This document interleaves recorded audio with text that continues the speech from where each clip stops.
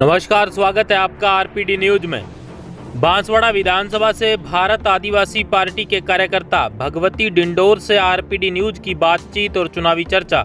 श्री डिंडोर ने कहा कि अगर भारत आदिवासी पार्टी ने मुझे मौका दिया तो अपने क्षेत्र में चहुमुखी विकास करवाने में कोई कोर कसर नहीं छोड़ी जाएगी। आइए सुनते हैं बिरबल कड़वा की यह खास रिपोर्ट।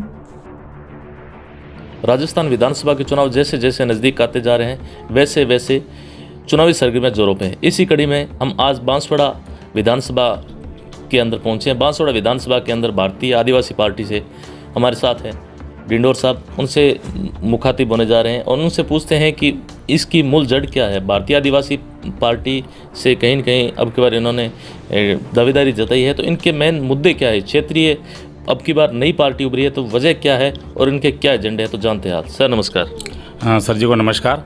सर्वप्रथम आज हमारी दूर दराज हमारी कुटिया पे पधारे। बड़ा विहंगम हमारा रास्ता है, फिर भी आप हमारी यहाँ तक मुखातिब हमसे करा रहे हैं, तो खूब खूब धन्यवाद। आपकी चैनल की ओर से हम सभी को जोहार करते हैं सर। Thank you sir. तो भगवती लाल जी, सबसे पहले यह बताइए कि कहीं न कहीं आपने अब की बार भारतीय आदिवासी पार्टी का दामन जो थामा है और आपका नाम काफ़ी सुर्खियों में चल रहा है कि अब की बार ये दावेदारी पेश कर रहे हैं। अगर उनको टिकट मिलता है, अगर यहाँ जो आपका जो सिलेक्शन प्रणाली है उसके माध्यम से अगर आपको टिकट मिलता है तो क्षेत्रीय मुद्दे क्या रहेंगे? सर सर्वप्रथम हम बताना चाहेंगे ये आदिवासी बहुल्य इलाका है और आदिवासी समाज की अपनी एक परिपाटी रहती है। चाहे शिक्षा का मामला हो, स्वास्थ्य का मामला हो, यह हमारा अपना एक सिस्टम है हर मामले में। तो आदिवासियों को संविधान के अनुरूप बहुत सारे अधिकार प्राप्त हैं। हमारे इस प्रजातंत्र में और पंचायती राज में देखा जाए तो हमारा इतना सिस्टम होने के बावजूद भी वर्तमान में हम पंच सरपंच से लगाकर एमपी एमएलए मिनिस्टर तक हम लोग काबिज हैं। हमारा समाज बावजूद भी हर दर पे, हर मंच पे आदिवासी चिल्लाता नज़र आ रहा है, आक्रोशित नज़र आ रहा है। तो कहीं ना कहीं हमारे समाज का सही मायने में प्रतिनिधित्व नहीं हो रहा है, ऐसा हमारा मानना है। ऐसे कैसे मान सकते हो? आपके यहाँ पे बड़े बड़े मंत्री, यहाँ पे जल संसाधन मंत्री, यहाँ पे टीएडी मंत्री, आपके यहाँ सरकार की जो भी योजना होती है सबसे पहले आदिवासियों के हकों के लिए या उनके लिए स्पेशल बजट आता है, उसके बावजूद भी आप ये बात करें। जी हाँ सर, बिल्कुल हमें खेद के साथ ये सब कहना पड़ रहा है। बड़े समय समय की सरकारों की मेहरबानी है, क्या पता हमारे लोडी काशी की कृपा है कि बिल्कुल हमारे पास दो मंत्री हैं और इसमें कोई संदेह वाली बात नहीं। बिल्कुल इसके बावजूद भी हम समंदर के पास प्यासे जैसी स्थिति है। आप देख रहे हैं ये हमारा जो गांव है, आप खुद देखा है आपने कि ये सड़क कैसी है और ये सड़क जैसी भी बन पाई, कैसे बन पाई वो हम बताएंगे आपको। और हमारे ये पास में पहाड़ी है, जंगल है, तो आदिवासी का जंगल का जल जमीन से कैसा नाता है। तो हर जगह से हम काफ़ी हमको दुत्कारा जा रहा है, काफ़ी कुछ परेशानियां उठानी पड़ रही है। यहाँ पर भी कैनाल नीचे रह गई है, उधर भी हमारे पास में माई विस्थापित हैं हम लोग। विस्थापन के हिसाब से देखें तो कितना बड़ा डैम बना है, राजस्थान का सबसे बड़ा दूसरा बांध है।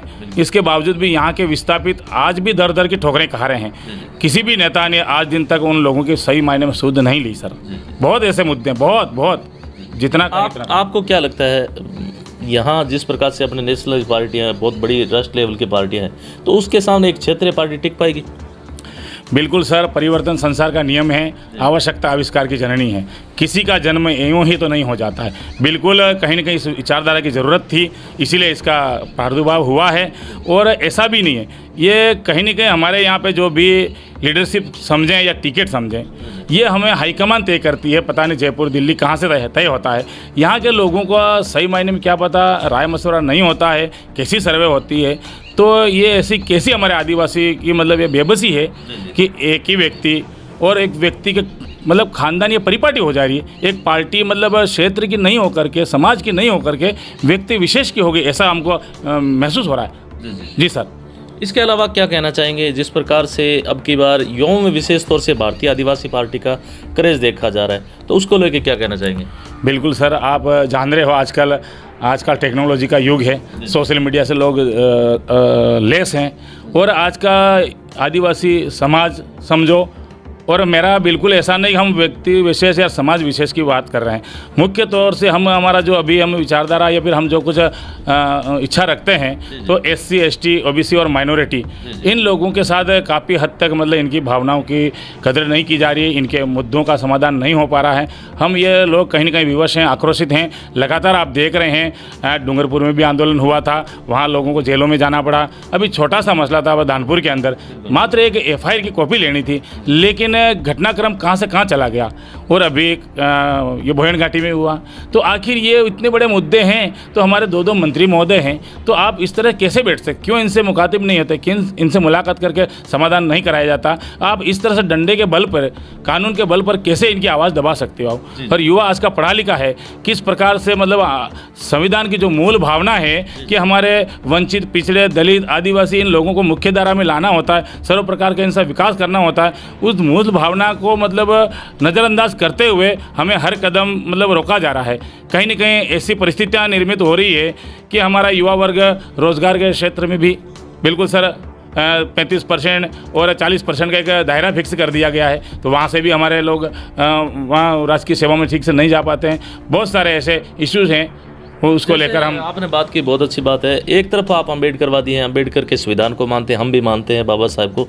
जिस तरह से आदिवासी आरक्षण में ठीक है, उनकी मांगे है एक कानून तरीके से होनी चाहिए, लेकिन जिस प्रकार से सड़कों को जाम करना या कहें कि इस पार्टी को लेके या कहीं न कहीं जो लोगों में कई तरह की भ्रांतियाँ हैं, उसको कैसे क्लियर करेंगे? बिल्कुल सर, मैं आपके चैनल के माध्यम से वर्तमान में मैं बांसवाड़ा विधानसभा से उम्मीदवार हूं, और आपके चैनल के माध्यम से मात्र आदिवासी समाज ही नहीं बल्कि SC ST OBC के साथ साथ माइनॉरिटी के साथ साथ हमारे क्षेत्र में जितने भी वर्ग हैं, शायद सभी वर्ग हैं, यहाँ लोडी काशी बड़े प्रेम समन्वय के साथ में रहते हैं। सभी से मेरा अपना खुद का एक नाता है, व्यक्ति भी हैं। हमारे बाबूजी आप देख रहे हैं महंत श्री हैं, पूरे समाज का ये भारत भर का ये केंद्र बिंदु हैं। और मैं शपथपूर्वक बयान करता हूँ कि हम आपकी सबकी आवाज़ बन करके दिखाएंगे, और जिन जिन समाज के, जिन जिन वर्गों के जो मुद्दे हैं बिल्कुल उस पटल पर ले जाएंगे और बिल्कुल निस्संदेह समाधान करेंगे, और किसी को कोई शिकायत का मौका नहीं देंगे, हर किसी की आवाज़ बन करके दिखाएंगे। कई लोगों का कहना है कि भारतीय पिछले चुनाव में अगर 2018 की बात करते हैं तो भारतीय ट्राइबल पार्टी थी, उसके बाद में अभी से पार्टी का विघटन हो गया, तो क्या आगे पाएगी? बिल्कुल सर, इस बात का हम सबको दुख है, नहीं होना चाहिए था, फिर भी दिल पे पत्थर रखे हुए हैं। कहीं न कहीं ये भी आविष्कार हुआ तो कहीं न कहीं से परिस्थितियाँ बनी होगी।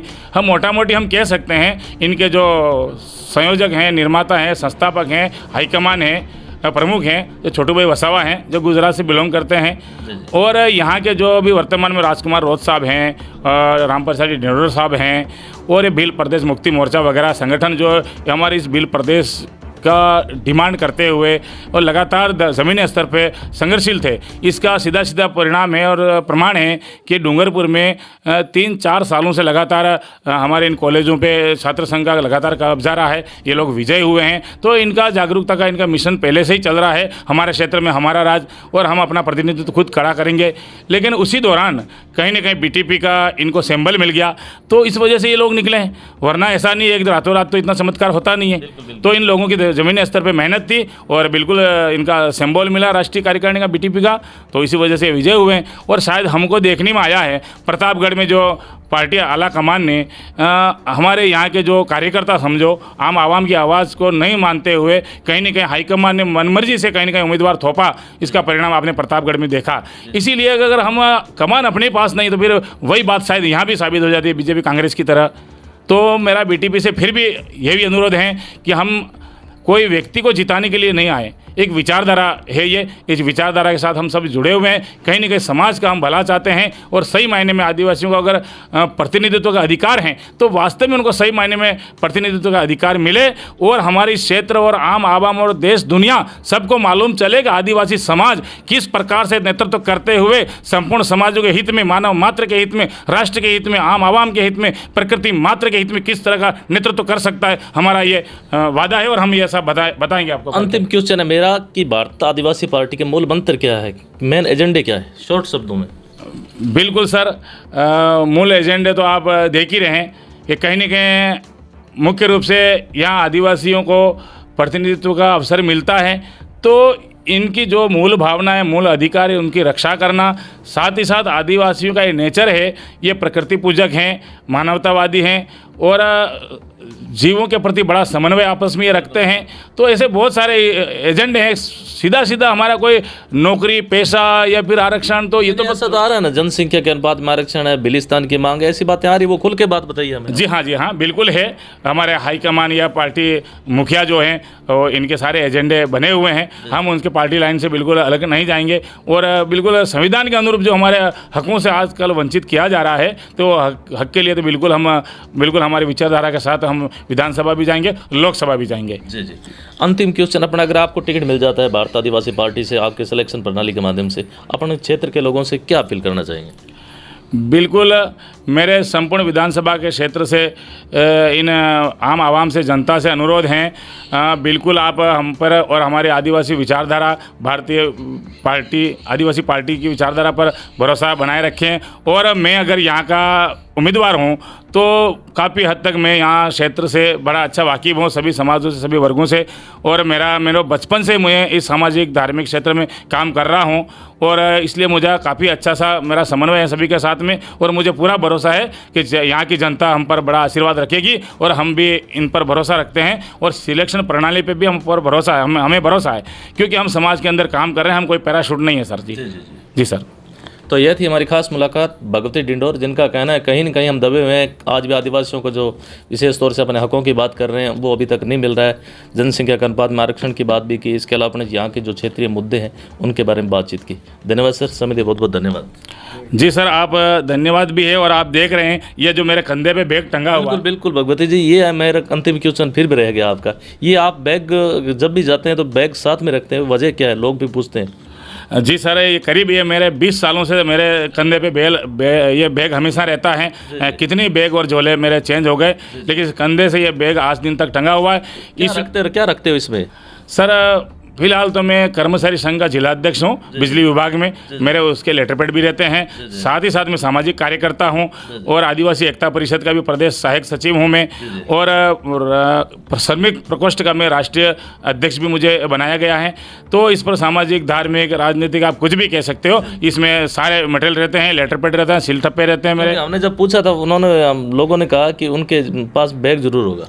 जी सर, हाँ, बैग मेरे कंधे से मुझे उनकी पहचान है बैग रखना। बिल्कुल सर, ये मेरे को मतलब ऑटोमेटिकली घर से निकलता हूँ तो अगर बैग रह जाता तो मेरे को घर से निकल ही नहीं सकता हूँ। ये कंधे पे जब बैग नहीं होता मैं घर से नहीं निकल पाता हूँ या फिर कहीं जाने भूल नहीं सकता मैं। कुल मिला के एक तरह से वजनदार वस्तु है, कुल मिला के करिश्मा ही है, कुछ ऐसा वो करिश्मा भी है कोई? बिल्कुल सर, आप देख रहे हैं मेरे पिताजी यहाँ के संत महात्मा हैं, ये धोनी मेरे घर पे देख रहे हो, मैं गुरुमुखी हूँ और मैं आदिवासी समाज में रहते हुए मेरे जन्म से मैं गुरुमुखी हूँ। मेरे पिताजी गुरुमुखी हैं, वो कहीं न कहीं हाँ आश्रम के महंत हैं।